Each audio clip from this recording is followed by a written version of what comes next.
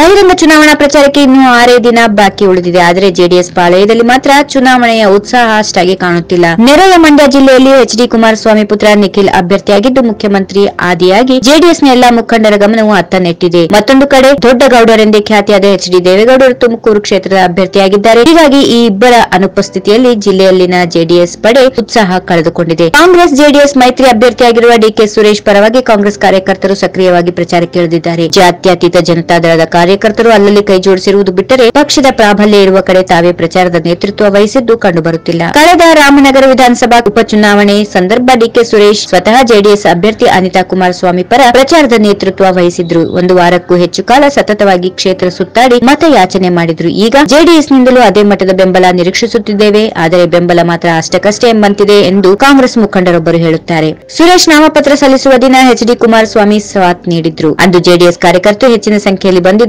ಹಾರೋಹಳ್ಳಿ, ರಾಮನಗರ, ಚನ್ನಪಟ್ಟಣದಲ್ಲಿ ಅನಿತಾ ನೇತೃತ್ವದಲ್ಲಿ ನಡೆದ ಪ್ರಚಾರಕ್ಕೆ ಜನರ ಕೊರತೆ ಇತ್ತು. ಹೀಗಾಗಿ ನಾವೇ ಜನರನ್ನ ಕರೆತರಬೇಕಾಯಿತು ಎಂದು ಅವರು ಬೇಸರ ವ್ಯಕ್ತಪಡಿಸುತ್ತಾರೆ. ರಾಮನಗರ ತಾಲೂಕಿನ ವಿಧಾನ ಪರಿಷತ್ ಸದಸ್ಯ ಸಿಎಂ ಲಿಂಗಪ್ಪ ಕಾಂಗ್ರೆಸ್ ಪ್ರಚಾರದ ನೇತೃತ್ವ ವಹಿಸಿದ್ದಾರೆ. ಅವರು ಉಪಚುನಾವಣೆಯಿಂದಲೂ ಜೆಡಿಎಸ್ ಕಾರ್ಯಕರ್ತರಿಂದ ಅಂತರ ಕಾಯ್ದುಕೊಂಡೇ ಬಂದದ್ದು ಉಭಯ ಪಕ್ಷಗಳ ಸಮನ್ವಯಕ್ಕೆ ಕೊಂಚ ಅಡಚಣೆಯಾಗಿದೆ. ರಾಮನಗರ ಕಾರ್ಯಕರ್ತರು ಮಂಡ್ಯಕ್ಕೆ, ಜಿಲ್ಲೆಯ ಸಾಕಷ್ಟು ಜನತಾದಳದ ಕಾರ್ಯಕರ್ತರು ಮಂಡ್ಯದಲ್ಲಿ ನಿಖಿಲ್ ಪರ ಪ್ರಚಾರಕ್ಕೆ ಹೋಗುತ್ತಿದ್ದಾರೆ. 3-4 ದಿನ ಅವರ ಹಿಂದೆಯೇ ಸುತ್ತಿ ಬರುತ್ತಿದ್ದಾರೆ. ಹೀಗೆ ಪ್ರಚಾರ ನಡೆಸಿದ ಫೋಟೋಗಳು, ಸೆಲ್ಫಿಗಳನ್ನ ವಾಟ್ಸ್ಆಪ್ನಲ್ಲಿ ಹರಿಬಿಟ್ಟು ತಮ್ಮ ಪಕ್ಷ ನಿಷ್ಠೆ ತೋರ್ಪಡಿಸುತ್ತಿದ್ದಾರೆ. ಆದರೆ ಅಲ್ಲಿ ಕಾಂಗ್ರೆಸ್ ಅಭ್ಯರ್ಥಿ ಪರ ಅಷ್ಟು ಉತ್ಸಾಹ ತೋರುತ್ತಿಲ್ಲ ಎಂಬ ದೂರಿದೆ. ಆದರೆ ಜೆಡಿಎಸ್ ಮುಖಂಡರು ಈ ಆರೋಪವನ್ನು ನಿರಾಕರಿಸುತ್ತಾರೆ. ನಾವು ಸಹಕಾರ ನೀಡುತ್ತಿಲ್ಲ ಎನ್ನುವುದು ಸುಳ್ಳು. ಈಗಾಗಲೇ ಪ್ರಚಾರ ಆರಂಭಿಸಿದ್ದೇವೆ, ಇನ್ನೇನು ಹಳ್ಳಿಗಳಲ್ಲಿ ಜಂಟಿ ಪ್ರಚಾರವನ್ನು ನಡೆಸುತ್ತೇವೆ ಎನ್ನುತ್ತಾರೆ ಜೆಡಿಎಸ್ ತಾಲೂಕಾ ಘಟಕದ ಅಧ್ಯಕ್ಷ ರಾಜಶೇಖರ್.